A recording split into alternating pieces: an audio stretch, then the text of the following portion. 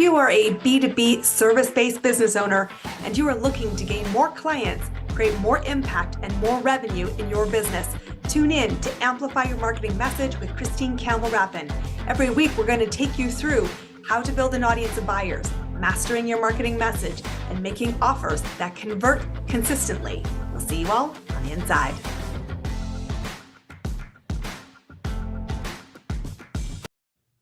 Welcome back, everybody. You are going to love today's conversation because we often talk about doing more with less, but I'm going to take you in a whole new direction of what that means because we're not talking about productivity. And I'm super excited to introduce to you a friend of mine in my network, Kim Groshek. She is somebody who's going to help you rethink how you go about things so that you actually do get to do more with less. And one of my favorite ways to do it is through simplification. So give a very warm welcome to our show. This is the lovely Kim, the Pause Lady. Welcome to our program. I'm super excited to have you here. Thank you for having me. I'm really excited to be here. I want to know, you have a remarkable story in history, but where did you start to see the magic of the pause? I saw the magic of the pause. So I'm a computer scientist by trade, and I saw the magic of the pause when I actually found myself actually in kind of almost embedded inside of the computer. Can you believe it? And this was in the 90s. This was many years ago. My daughter, who was around 3 at the time, came up to me and was tugging at my shirt while I was embedded in the computer, right? I used to be really creative in the computer. I actually was born and raised around computers. My dad was a computer operator, and the whole room that he worked in was full of just lights digitized. And he used to bring me to work, and I used to love playing on the keyboard. And when my daughter was standing there, and I was actually not even aware that she was standing there and she was trying to get my attention, I realized at that moment that I needed to start stepping back and managing my time proactively so that I wasn't actually getting sucked in to the creative processes that I did in my career for 35 years. I love this idea of the danger of being sucked in to our own internal conversation, because it is the challenge for every business owner I know. And one of the reasons why people come to work with me, I said, my natural role as a thinking partner is to help you shift your lens from your own internal dialogue, from your own internal justification, from your own internal, I'm assuming the world is through seeing everything I see, to in fact, guess what? You're only seeing one viewpoint. And if you want to amplify and create more impact, you really need to change your lens. So I want to lead us into, how do you start, not hopefully through a moment of wow, but more intentionally, how do we start to master this moment of the pause? Yeah, so it's kind of like, how our feelings are like the soft type skill. We've got, anger, we've got fears, we've got all this soft skill stuff, and we really can kind of get inside of ourselves in those feelings, and then we start getting into these stories, and I call them gremlins, right? Um, and that is actually very subjective, right? And when I say the word subjective, it becomes very data oriented, right? And then what you can actually do when you actually get into that space where you start getting, it's also almost like a trigger that happens, and then you actually go there.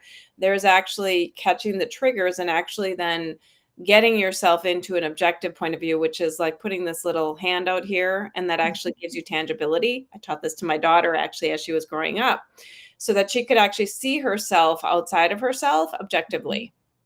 And then, kind of like this, right? And then you're kind of looking at both subjective, internal, because you want to look at yourself coming from the inside out, because that's who you are. But then also getting that viewpoint from all of those observations from the outside looking in.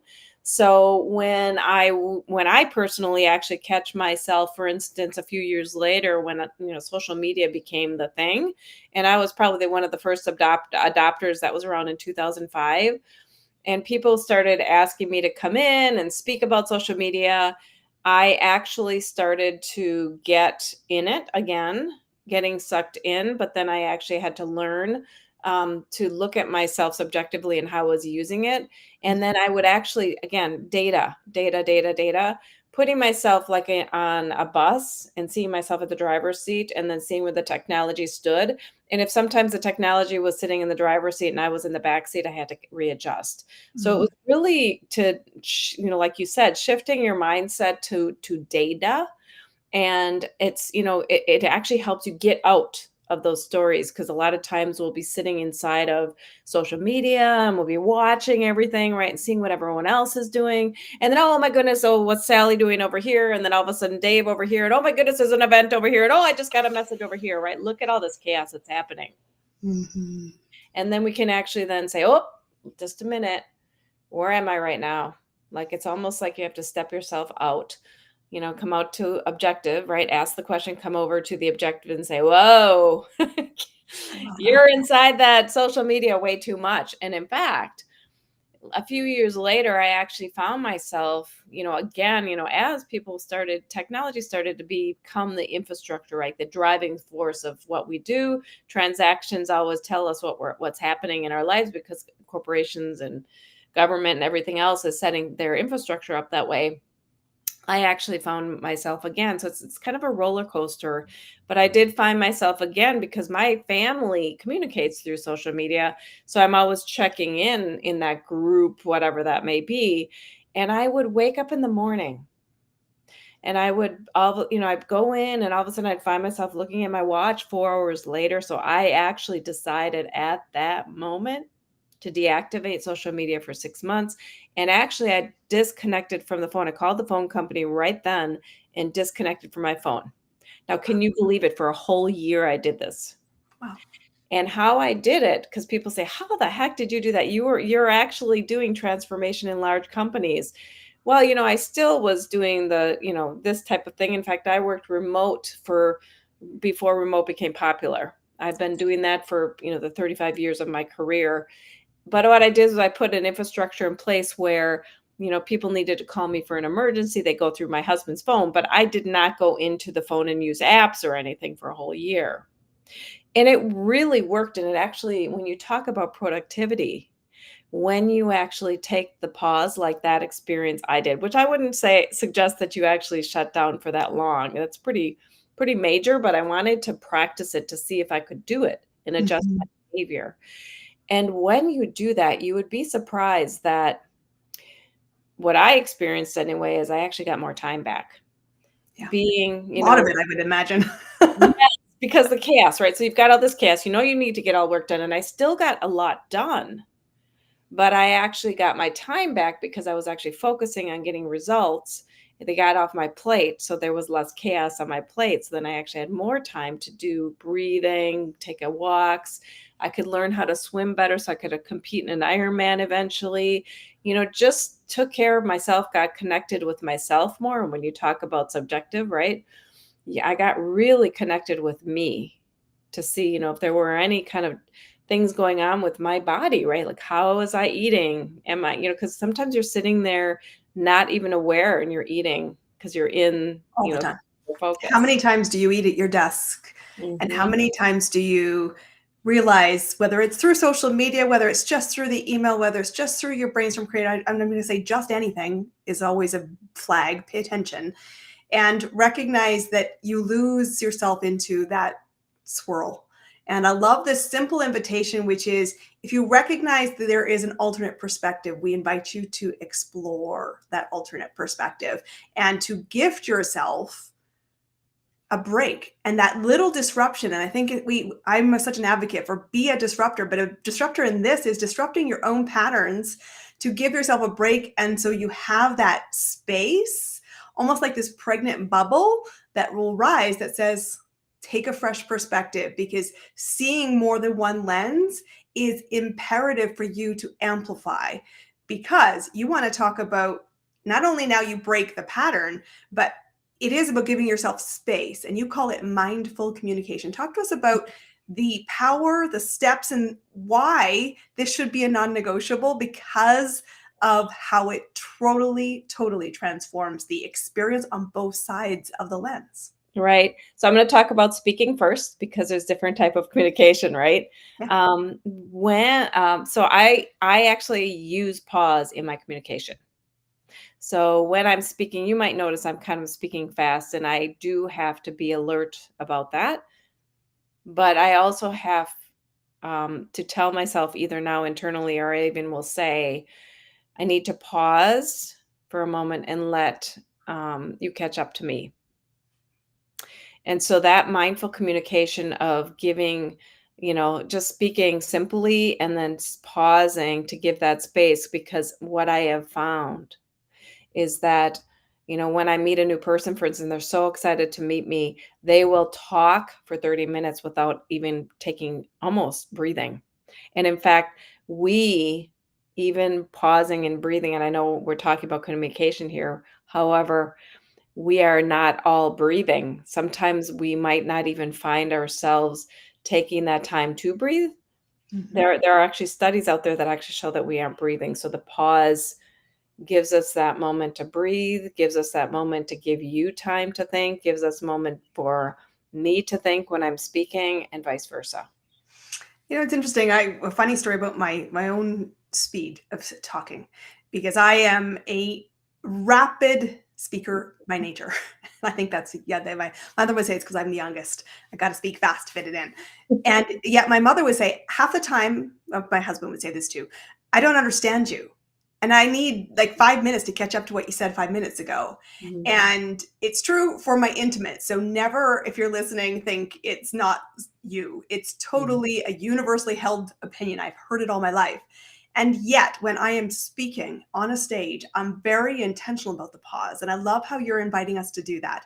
And when my earliest years of speaking, I actually would always carry a post-it note into, I generally didn't use cue cards, but I always had a post-it note on some visible surface in front of me that said pause and Wow. breathe. Two Nice. things. One, pause for the audience, and two, breathe for me. And Mhm. those were the only notes I took into the space because they were so impactful. They were the one thing that made the difference. Yes, yes. So that's the speaking side of the house, and especially when I'm up leveling like you, where we're actually on the stage more, we're getting more visibility. The audience becomes bigger, and that is when it even becomes more important to say less is more, right? Say a few words, pause, and then say, and even give time for the audience to reflect and maybe ask questions, right? Mhm. So that's the one, but then there's the actual writing side of the house, and Mhm. that's really a big one. Oh my goodness, because there is so much I've found now that people are using communication and texting, and people aren't calling people through audio as much anymore. However, I'm actually readjusting my behavior and doing more of that now. Mhm. And people actually are appreciating that. However, when a person sends a text or you receive a text and there's no conversation just between the two human individuals, there has been so much misinterpretation. So it's very important to pause to consider what type of communication that you use, and actually do the uncomfortable, which is possibly pick up the phone or go over to the person's house and speak to them in person. I think this is one of the things we're right now in a community together, and that has been one of the biggest, I would say, regular conversations that I'm exposed to today that is shifting how I show up. And it's showing up in how I reflect into other people. It's reflecting also how I mentor others that I'm guiding, which is pick up the phone. Pick up the phone. And they're like, but I'll send a text. I'm like, pick up the phone. Have a conversation and be thinking intentionally, which is where there's a real theme of this. Breathe, pause, be intentional, and collectively think about the two lenses, or many maybe perspectives, more than two, depending on the audience, depending on what you're encountering. But if you want to have breakthrough and you want to have the ripple cast, slowing down and doing less is imperative. And especially when you're in your business, because if you're wanting to attract new clients and you're wanting to get yes and be seen as the must hire, Mhm. remember that most people need so many touch points because they don't process what you say for the first time. And that's why we must have repetition. That's why we must slow down even more. And why we also have to invite different ways to say the same thing with clarity, because something will land differently. And Mhm. I love that you talk about audio, Mhm. written, and how you show up. But it isn't just about experience. Mhm. There's things in your daily life that you Mhm. can simplify to really embody this. Let's talk about that. Okay. So I use the time box. Like it's my own name. It's just shortening up the Pareto method to 15 minutes. And it actually builds in some soft skill stuff, which is the agreement to do something and then defining something to the nth degree. So you actually see a result within that 15 minutes. And then there's a forgiveness or grace element in it. Sometimes we don't do it, right? So there's some of that going on because we're so hard on ourselves, right? Oh, There's so much to do. yeah. But one thing that's gigantic is proactively looking at your days, like your weeks, your days, and actually blocking out pieces of it to give yourself the time and space to do the things that you love, like napping, exercising, reading, researching, singing, creating, writing, whatever, right? And then spending time with family. So I actually do this. Like I have a regular, like I sit down and I block out and I end up with maybe 4 hours a day to do the actual focused work. 4 hours a day. And when I do that, I actually am very productive and people that come in and start working in my world, they cannot believe how much I actually get more done than other people and they think that I'm working 14 hours a day. Yeah. And this isn't really, I see this trend too. When I first started my business, when I journey as an entrepreneur, I Mhm. worked 1 hour a day as a side hustle. It was the first foray into the business. And I created more success in that 1 hour than most of my peer groups. That's why I actually ended up being invited to mentor other business owners, because that Mhm. was not my destination. I got out of bed to be a great entrepreneur. People kept saying, "You're making it easier." I said, "It's not easy. It's focused effort on the right things." And I happen to have a very strong business background that gave me some advantages to start with. I now share those advantages with clients, but it's the focused. It is not about how many hours you put in. It Mhm. is the clarity of thinking that comes through silence, simplicity, and duplication on a path where you say, "I love my life." Like, what I love about watching you, and we're new to each other relatively. I said it's that you do a lot of life, and I know you're highly successful in your business too. But it's because you found this is what works. And so, if you aren't ready yet to believe, because you're hardly breathing here in our audience and Amplify Your Marketing Message, I want to say follow guides to show you it's possible, and then listen to the habits we're inviting you to explore to shift things. So I always want to ask everybody who comes into this space, you've got some really exciting things, first off, coming on the horizon. Let's talk a little bit about that. And I want to know then what's working in your business. But what's exciting for you right now to amplify your message? What's going on? What's on the horizon? What gets you really excited by the life you're creating and the pause that has facilitated it? Well, I'm gonna just tell you, just from creating the communities that I'm creating, it's a collaborative community, and everyone is actually practicing the pause, and it's very supportive. I'm actually hearing what my superpower is and how it has been. I just kind of was living, right, like living it. My superpower is connecting and influencing others. And really, this pause movement is one of those. I've been doing that for about the last 6 months. And that is really what has been an inspiration is just being with like-minded people that really want to shift our world in, a positive way and kind of a healing way, right? Because there's so much going on, so much chaos going on out in the world. So that's really the big things. I mean, I can talk about all the programs and all kinds of stuff. I'm not going to go into all of that. Feel free to go check me out. It's all out there, and reconnect with me. I'm very much about. So here's one thing we talk about when we were talking about communication. When I first meet someone, I give them my number rather than saying, "Here's a calendar link."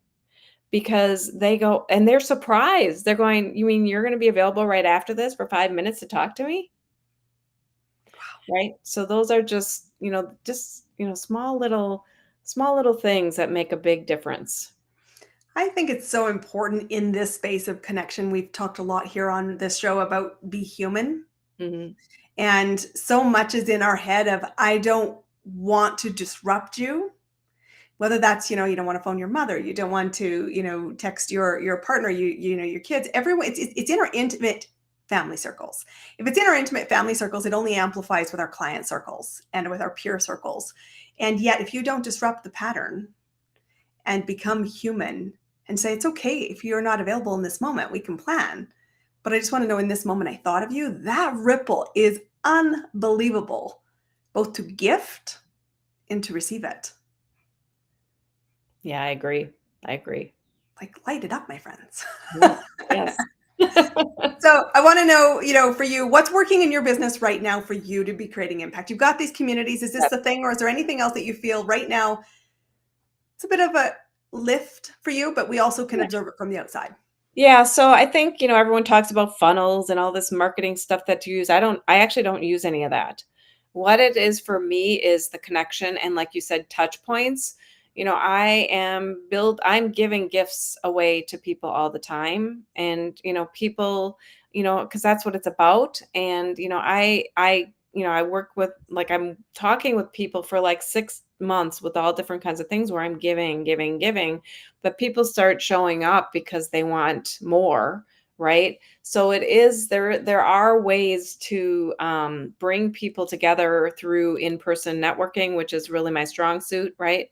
There is that speaking part of the house, which a lot of people do, but it's more than just going to the digital social media and setting up funnels and all, sending messages through that and whatever people do there, which, I'm not saying I don't use social media. I use AI, I use all the tools, but there's a balance around all of it. And I think what's working for me is human connection.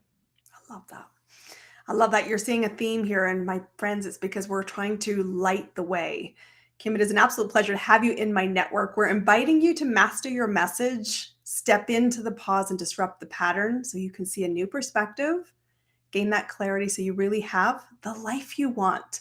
That's what amplifying your marketing message is all about, is putting your call out, knowing the right people will find you, value you, and people you will honestly want to play with. I'm looking forward to playing with Kim next week in North Carolina. Guys, go connect to her. Thank you, Kim, for being our guest today. We will see you all on our next episode. We'll see you there. Bye-bye.